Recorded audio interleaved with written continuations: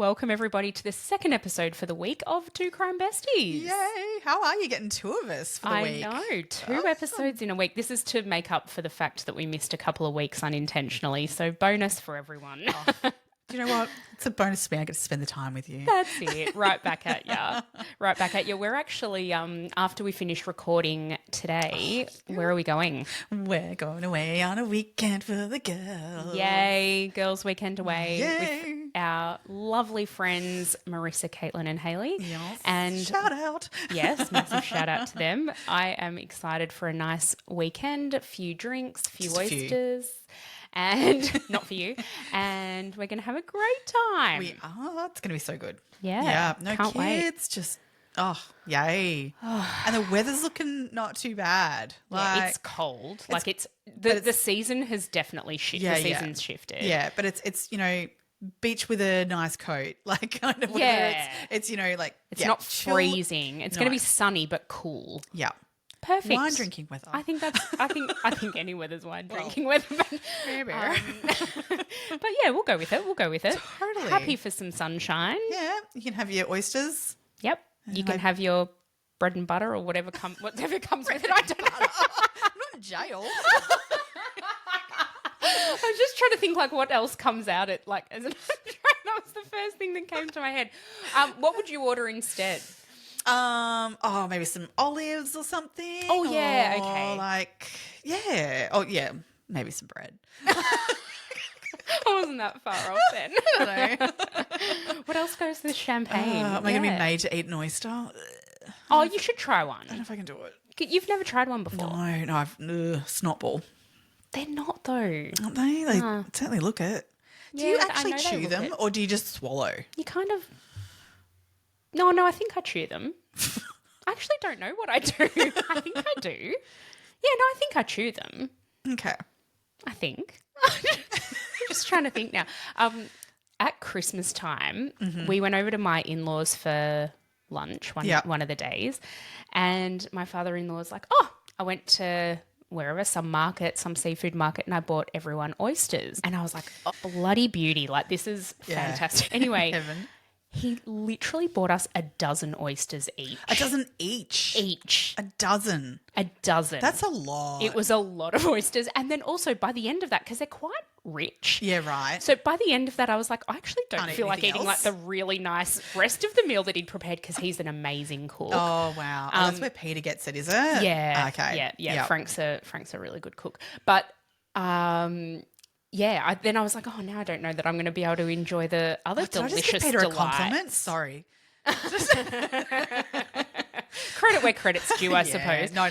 Good brisket. Do you want to hear a funny story actually about the brisket? Oh, so, yes. my 40th is coming up. I know we've mentioned this so many times, but and it'll be mentioned again. Yeah, I was really undecided about what to do. So I'm tossing up, where do I go? What do I do?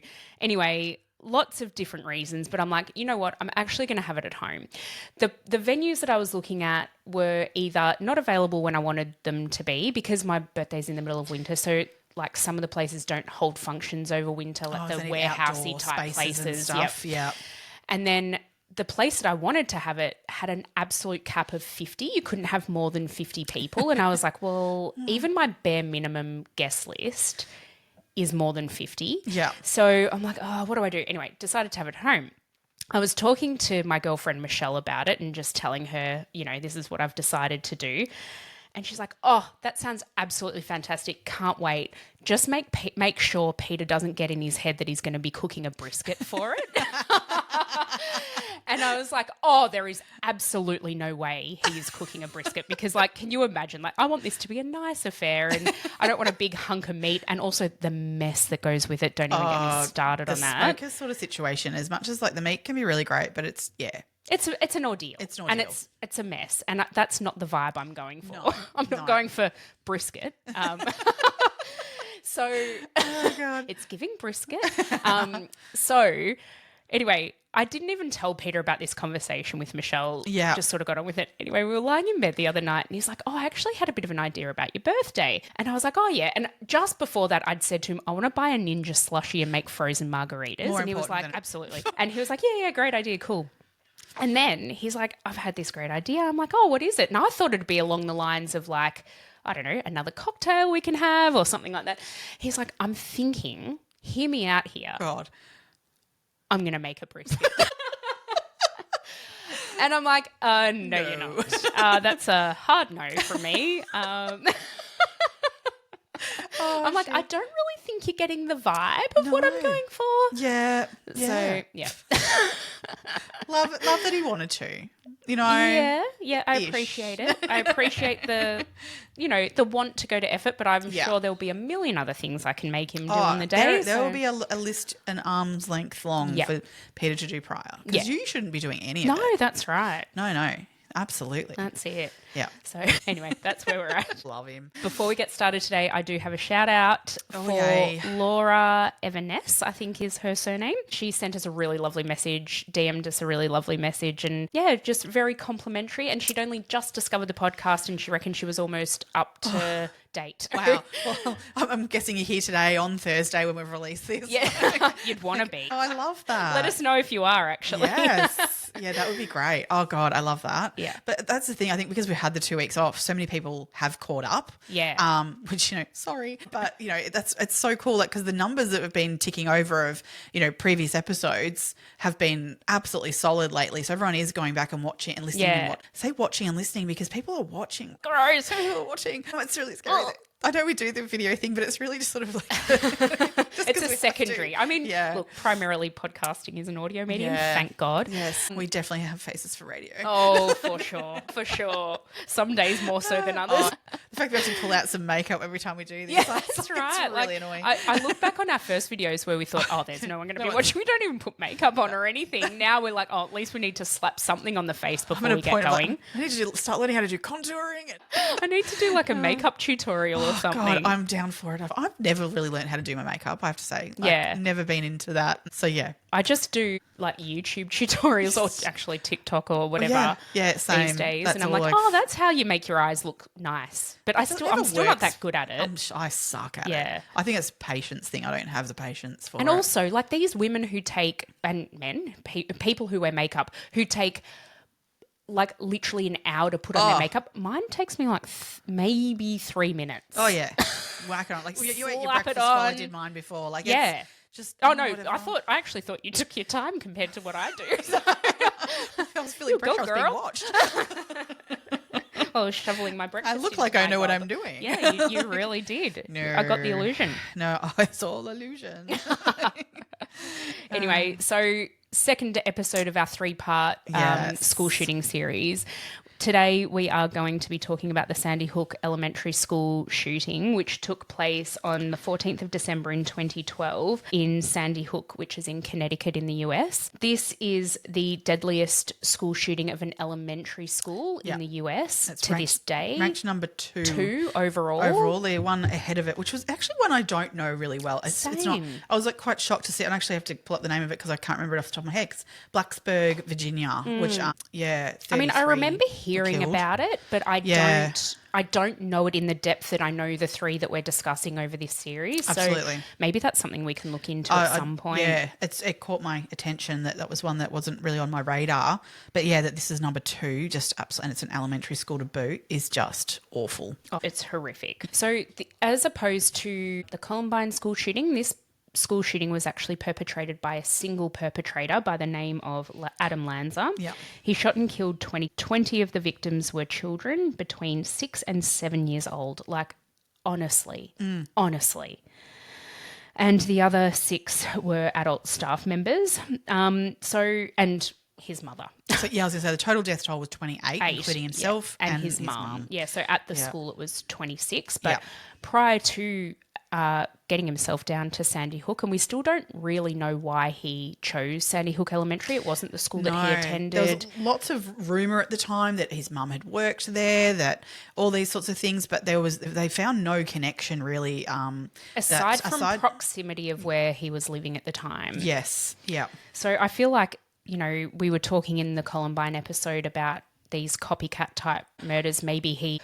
there was elements of copycat to him, like what he wore. For Definitely. example, Yep. as we spoke about in the previous episode, he wore all black, and things like that, wore a black coat. So yeah, there were some copycat-esque elements Yeah. to this. Yeah. So maybe that's all it was. Like that's Maybe. what I'm saying. It's not like Yeah. there was another reason I believe for the it. school was like only like a 5-minute drive from his house. So it Yeah. just may have been a convenience thing of I think it was so. the closest school. Yeah. Because there was certainly mental health issues here that really drove this. So yeah, not a revenge thing like what was sort of put on the Columbine one of, that were targeting certain people and that sort of issue. It was literally just that's the closest one, I think. Yep. Yeah. Yeah. So he had Asperger's syndrome and he suffered from depression, anxiety and obsessive compulsive disorder. So Yeah. they were all formally diagnosed prior to the perpetration of these murders. Do you want to get into talking about his mum? Yeah. Just really quickly. Yep. So she knew, obviously, about all of these diagnoses. I think she wasn't all that much of a present parent. And she certainly wasn't, the type of parent that knew what her kid was doing day to day and, was really all that involved in his life. She owned the firearm that he used to perpetrate these murders and all of the ammunition that went along with it. She was a gun enthusiast was what Yep. was the words used for her. And by the sounds of it, wasn't something that she had a lot of respect for because it's not like she kept her guns, securely locked up to the point where how old was he? He was 20.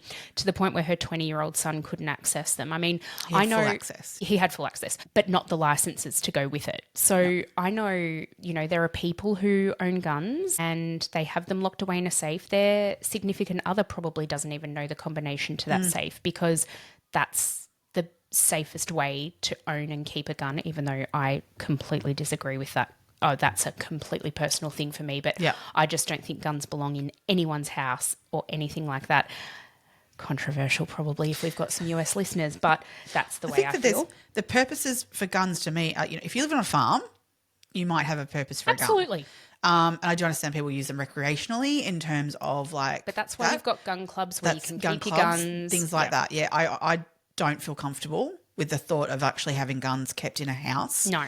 Particularly with children. Yeah. Even with a 20-year-old who's got mental health issues, that to me is a recipe for disaster. Well, not in every literally, there was a report written by the Office of the Child Advocate who stated literally that his severe and deteriorating internalized mental health, because he wasn't really being treated for it. No, he wasn't, and that's part of the issue. So combined with the atypical preoccupation with violence and the access to deadly weapons proved to be a recipe for mass murder. Yeah.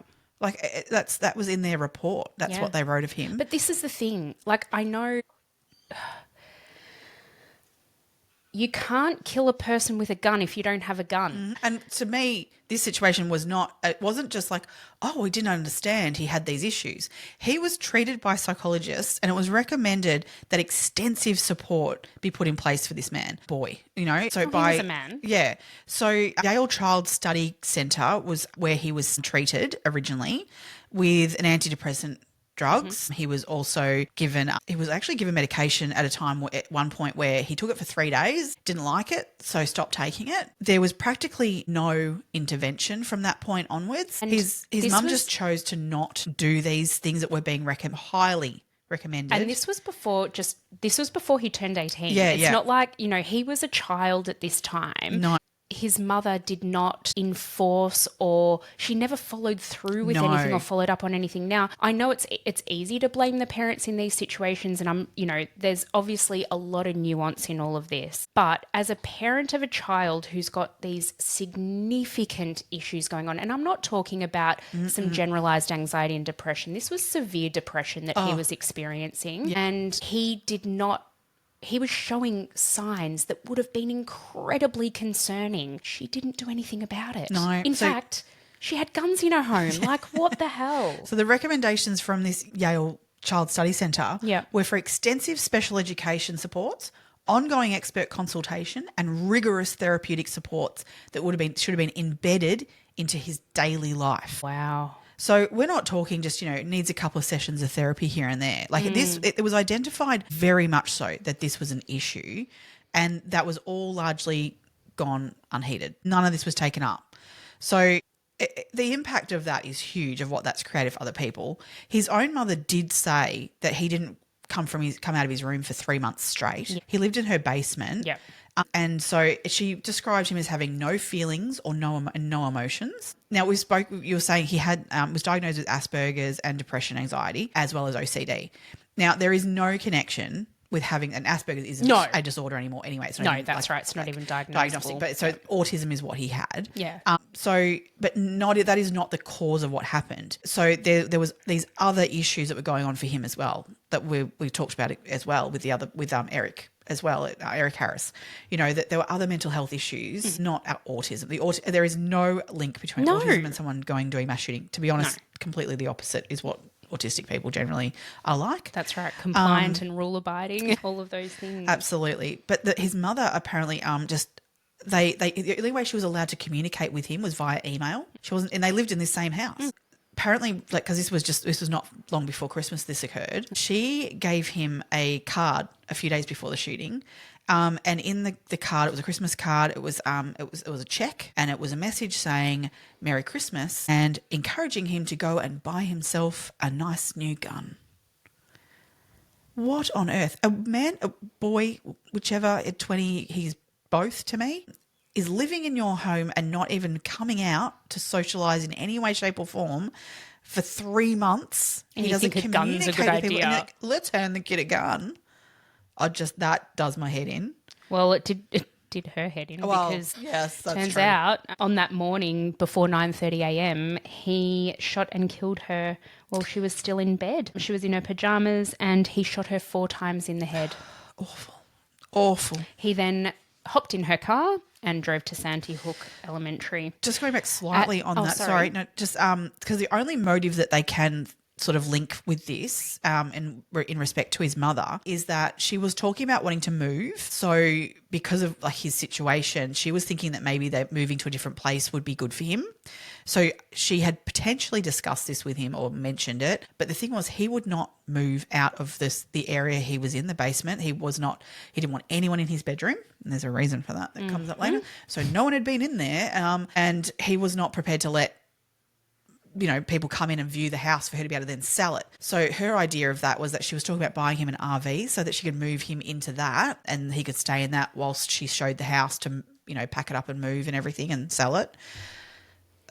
What the hell? See, like, even that these is behaviours. absolutely, even that is so fucked up. Oh, absolutely. Sorry, No, that's actually really good for context because it gives you an idea of, like, she was obviously pandering to his every whim instead of actually getting him the fucking treatment he needed. And at the end of the day, pandering to his every whim, all that got you was a shotgun to the head. Like, it's not as if he was that mentally disturbed that he wasn't going, oh, my mum's my one person that's looking out for me. He was like, fuck her. you want to move me? No, I'm not moving. Yeah, I'll show you. Oh, yeah. Heartbreaking as mother. Not long after 9:35, and he had one of his mum's rifles with him at the time. He had 10 magazines with 30 rounds each. So he had 300 bullets ready to go. Yeah. He shot his way through a glass panel next to the school's locked front entrance doors. The school had just had an upgrade of all these facilities of before, this is where we're saying from 1999 from, coming from Columbine, there were learnings that had taken place. Unfortunately not ones where maybe gun laws, I don't know, heaven forbid. Sorry. That schools had all implemented, well, not all schools, but a lot of schools had implemented all these safety measures and security measures. They had a system of it was all locked doors. You had to be visually seen on a camera to be let into the building. That's not going to stop a gun. Well, no. He just shot through it. He just shot through it. I mean, after this happened, there were further measures again where a lot of schools then introduced metal detectors and that kind of thing for students coming through. But again, if you've got a gun, you're going to be able to get into a building. It's like if you want to rob a house, you'll find a way in. Putting a Band-Aid on a situation, isn't it? It's not going to fix the problem. I understand it might somewhat reduce risk maybe in some ways, but if every school in America's got metal detectors and security guards, okay, but a gun's a gun at the end of the day and a gun can penetrate all of those things. Yeah. So what the fuck are you actually doing get rid of your guns. Sorry. Sorry, I know. I can't believe that that's even potentially a controversial thing to say, but whatever. This is it. Absolutely. So he's shot in, gone through the side panel of the door, and the principal and the school psychologist, so the principal's name was Dawn Hochsprung. Oh, God, I don't know how to say that name properly. Yep. I'm sorry, Dawn. And Mary Sherlock were meeting with other faculty members, and they actually heard, and you can see this on CCTV, they actually heard something, and you can tell they were kind of startled by the noise, but they didn't panic. So in that immediate instance, it's not like they were like, fuck, there's a shooter in the school. But it took them a beat to kind of go, oh, my God, that's they're gunshots. Yeah. They're gunshots. So in this moment, my goodness, there were some heroes in this story. Yeah, One of them was a absolutely. janitor he was in the hallway, and he obviously recognised what was going on. He He heard either the heard it or gunshots I think he actually even saw Adam Lanza with a gun. Yes. He's then gone to all the classrooms down the hallway going, active shooter, and alerted everyone. And unfortunately, they do have, practice of these incidents. In and so fact, there are things that they do. This school had done an active shooter drill 2 weeks prior. A couple of the classrooms still had the blackout window shields on their classroom windows. Oh, right. Like their doors, the doors that go into the classrooms that have the window on them. Yes. Two of the classrooms had black paper covering it from their active shooter drill 2 weeks ago. Yes. That actually saved an entire classroom worth of students. Yeah. So what this particular teacher did, they had a bathroom in their classroom. Yes. She got her, I think it was something like 26 students into a bathroom. She said, I've heard her interviewed, and she said, I don't even know how we fit. I could not fit 26 people into there. I had to. So we just did it. She said there were kids on top of other kids. It was a tiny little bathroom. Yeah. So, but her doing that saved their life because not only did she still have the blackout paper on her window, there was no one in that classroom. So he's like, even if open he the door. There was no one there. Yes. And that, But then she's trying telling to the keep kids those children quiet would just be, sorry, that's going to really get me. Yeah, you can't even imagine. No. She is an absolute hero. Oh. And it's because of the janitor who alerted her to that fact. Because she says in that interview I heard with her, she says that she didn't know anything was going on. Like, they had no idea. No, they didn't hear the gunshots. And this all stuff. happened so extremely quickly. This was like 40 seconds or something after he entered the building. His rampage went for 5 minutes. That's it's it. Only 5 minutes, which doesn't sound like long, but I bet it felt like a fucking lifetime. Like it would have. But at the same time, in 5 minutes, he killed a lot of people in a very short space of time, which is just horrific. Yeah. Yeah. Oh, my God. So, in the 5 minutes of his attack, so between 9:35 and 9:40, he shot.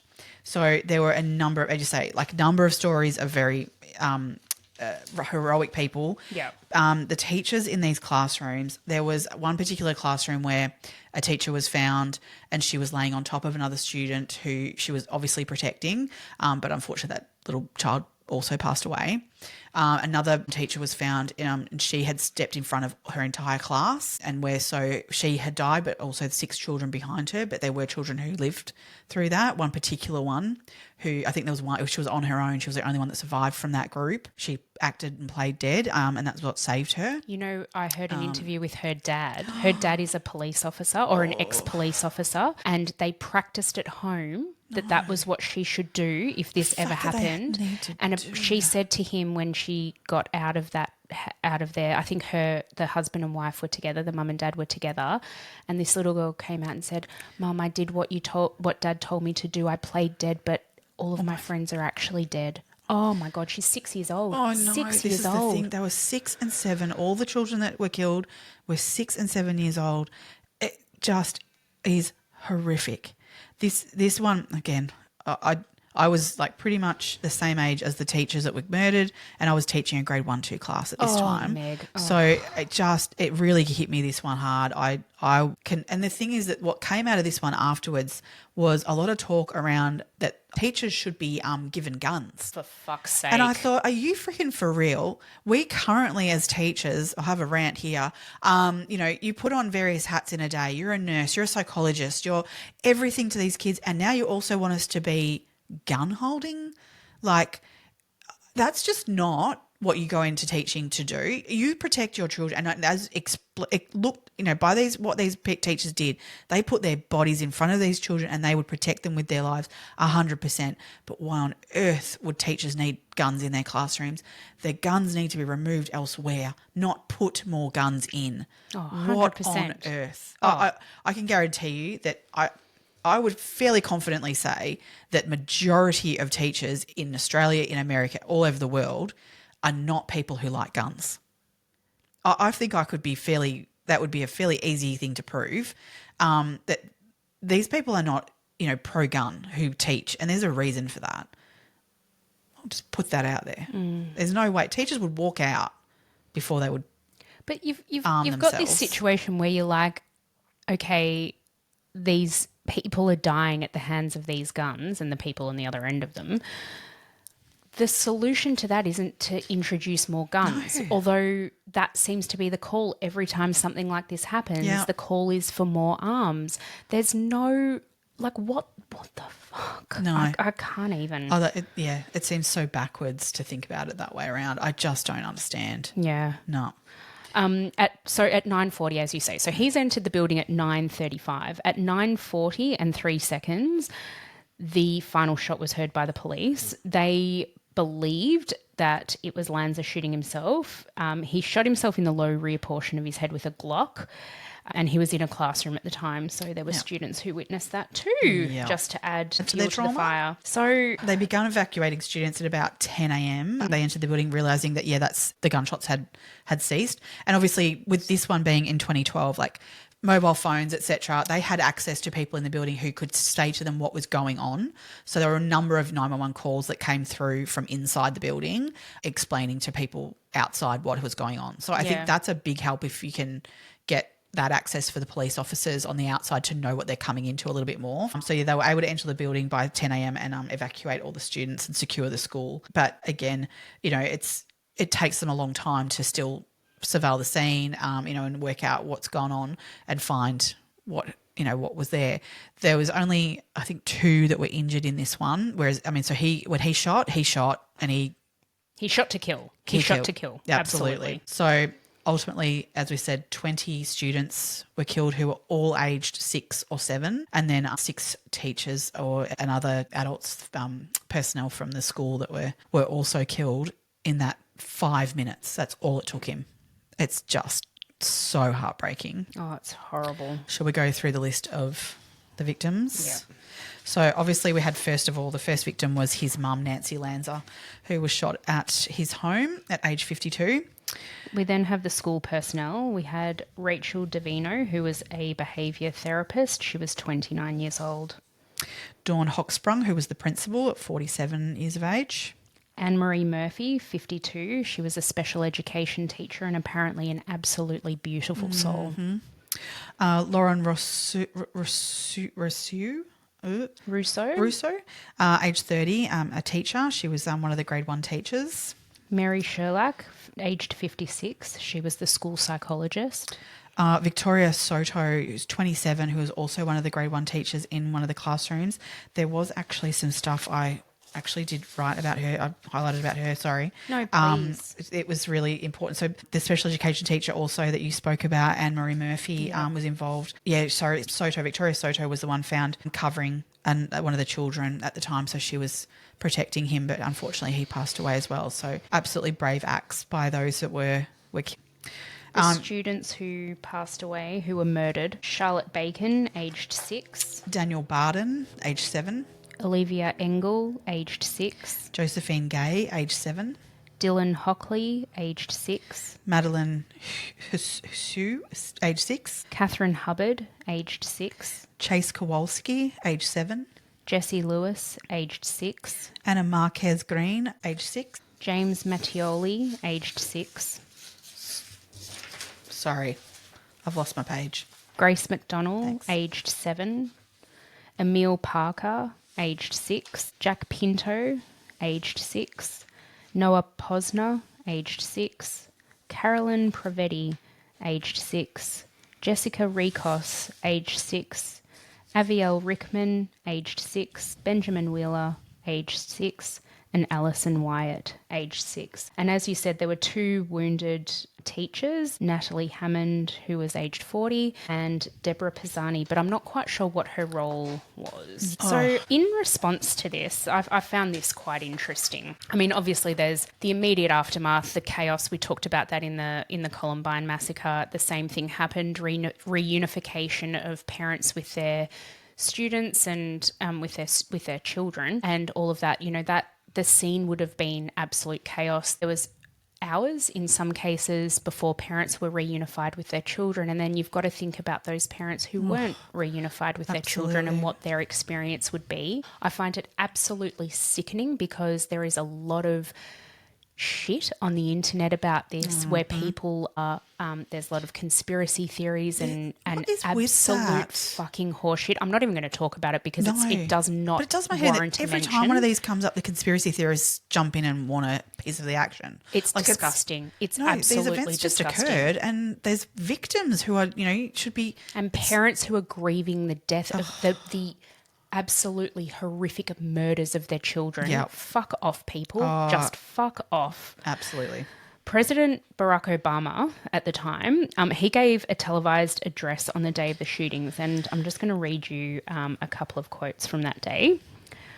"We're going to have to come together and make meaningful action to prevent more tragedies like this, regardless of politics." He expressed enormous sympathy for the families that were affected.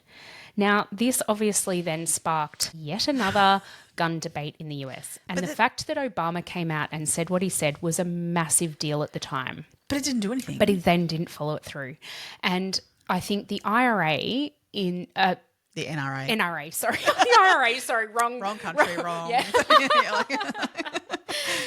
The National Rifle Association in the US have so much political power and so much political pull, and the fact that, they talk about their amendment rights to carry firearms and whatnot. I'm going to mention this just once. This applies to the 3 episodes that we're doing about this gun control, but specifically about gun control. And I feel like I may have mentioned this in a previous episode, but please do yourselves a favor. Google John Oliver and his gun reform series. He interviews congressmen in the US. He interviews ex-Australian Prime Minister John Howard, who actually was at the forefront of our gun reform in Australia. And not even that, we had one incident, which was I remember now talking about it in the Port Arthur massacre episode. We had one mass shooting in Australia, and you should see the images of the tens of thousands of guns that people voluntarily got rid of in the hopes of keeping Australia safe from another incident like that. And that is exactly what's happened. We don't have school shootings. Thank God we don't have school shootings in Australia. In America already this year, oh my gosh, I didn't write the thing down. I was literally reading it this morning though.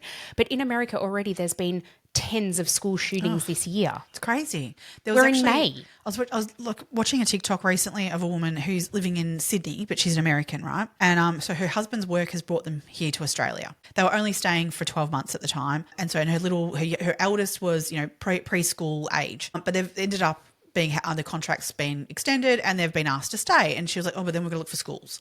So she went to look for primary schools for her child, and she was like blown away by how she got there and was like, I just walked into the school grounds. And it really like unsettled her because she was like, oh gosh, there's no protections. And her first reaction was this whole idea of like, oh my God, but my child's not going to be safe, right? Wow. And so she was like, went and did the thing, and then as she got into it, she realized that, but the other parents aren't worried about this. She hadn't realized that wasn't something that in Australia we don't need to worry about.